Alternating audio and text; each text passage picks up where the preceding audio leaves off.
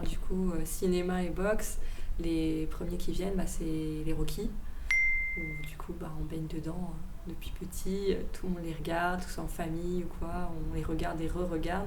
Puis pratiquement maintenant avec Creed, qui est du coup la nouvelle génération, donc ça suit. Et un deuxième film qui m'a marqué, Million Dollar Baby, forcément du coup boxe, en plus une femme.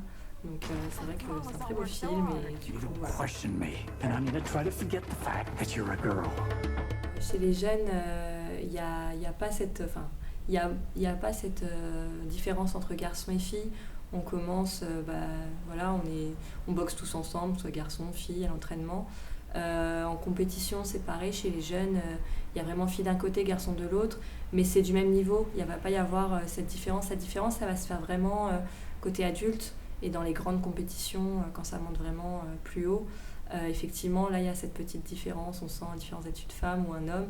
Ils essayent un petit peu de remonter justement ce côté-là, mais il y a encore une petite différence encore là-dessus à travailler. Mais ça, ils travaillent. Mais c'est vrai que plus jeune, non, il n'y a pas cette... on est tous pareils. One step at a time, one punch at a time, one round at a time. Justement, quand j'entends les parents qui sont un peu réticents pour leurs enfants, ou même des adultes qui sont réticents de peur de se prendre trop de coups, vraiment, déjà, la première chose que je leur dis, c'est déjà essayer. Venez essayer, voir. Et après, vous faites votre avis, et soit vous continuez, soit vous arrêtez. Mais c'est vrai qu'il faut savoir que chez les débutants, en tout cas, c'est vraiment au niveau touche. On ne va pas les cogner, on ne va pas les taper, on va vraiment toucher. Et on travaille principalement du coup la technique, nous on est point-pied, donc on va vraiment travailler sur tout notre corps, la maîtrise de soi, l'équilibre. Donc ça va être vraiment plutôt en partenariat avec son partenaire en fait, pour travailler d'abord la technique pure. Et après, petit à petit, travailler en vitesse, en enchaînement, et puis après ça monte.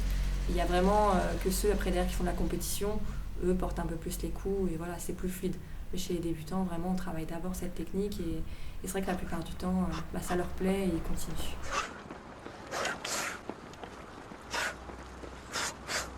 Alors oui, c'est vrai que du coup, nous, dans le 91, on a la chance d'être un des plus gros, d'être le plus gros département en termes de licenciés de la fédération.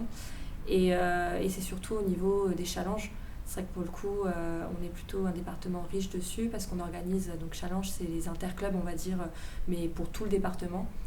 Et c'est les clubs qui choisissent de prendre telle date ou telle date et ils organisent du coup cette petite compétition interclub. Et du coup, les clubs se déplacent et c'est vrai là-dessus, on est plutôt très fort. On en organise en général 3 dans l'année. L'année prochaine, on a prévu d'en organiser 4, donc ce qui est plutôt très bien. Et c'est vrai que non, la cohésion là-dessus se fait plutôt pas mal. On est même obligé de préinscrire, un peu comme une vraie compétition, nos athlètes, parce qu'en fait, on est tellement que les peser, ça prenait trop de temps. Donc du coup, voilà, maintenant, on est obligé de préinscrire. Mais c'est plutôt cool, c'est vrai que là-dessus, on est vraiment bien. How are you doing out there? Is everyone feeling all right? Alors la différence, ça va être vraiment boxe française, c'est vraiment poing et pied, mais c'est vraiment la boxe la plus codifiée. On n'a pas les genoux, on n'a pas les coudes, on va pas les tibias, donc on est vraiment bien codifié vraiment sur le poing lui-même, le devant du poing, et le dessus et le dessous du pied. Donc c'est pour ça que c'est vraiment très technique. C'est vrai que c'est beau à voir parce qu'effectivement, y a cette maîtrise de son corps en fait, pour éviter de balancer ou de faire des tibias, qui est du coup ce côté-là un peu plus bagarre, on va dire, de rue ou quoi. Nous, c'est vraiment bien codifié, bien cadré. C'est propre à chacun déjà. Ça va être par rapport aussi à l'entraînement, plus intensif ou non. Faut savoir que du coup, forcément, l'athlète de haut niveau s'entraîne beaucoup plus.